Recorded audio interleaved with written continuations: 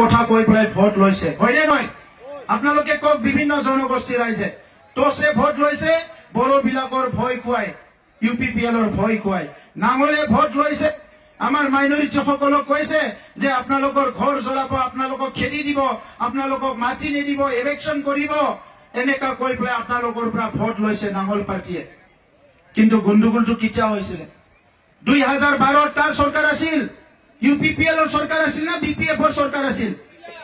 বিপিএফৰ চৰকাৰ আছিল 2008 কাৰ চৰকাৰ আছিল ইউপিপিএলৰ না বিপিএফৰ চৰকাৰ আছিল 2014 কাৰ চৰকাৰ আছিল ইউপিপিএলৰ চৰকাৰ আছিল না বিপিএফৰ চৰকাৰ আছিল কাৰ চৰকাৰৰ দিনত ঘৰ জ্বলিছে কাৰ চৰকাৰৰ দিনত মানুহ মৰিছে আজি এই কথাবিলাক কোনো পাহৰি যোৱা নাই এই 3টা বছৰত কাৰবা ঘৰ জ্বলিছে এই 3টা বছৰত কাৰবা ঘৰ জ্বলিছে এই অঞ্চলত কোনবা ইলেকশ্যন হৈছে এই অঞ্চলৰ কোনবা দুইয়াৰ পৰা পলাই যাব লগা হৈছে কোনো পলাই যাব লগা হোৱা নাই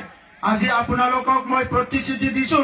যি সকলে 2003 চনৰ আগত আহিছে যি সকলে ইয়াত মাটি বাৰী থাকাৰ কাৰণে আইনগতভাৱে তেখেত সকলে যোগ্য এই সকলো মানুহ মাটি বাৰীৰ অধিকাৰ দিয়া হ'ব কোনো ইয়াৰ পৰা বাদ পৰি নাযায়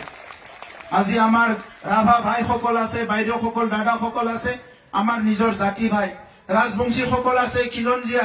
বিভিন্ন জনগোষ্ঠী আছে ইয়াতে বঙালী সকল মাইনৰিটি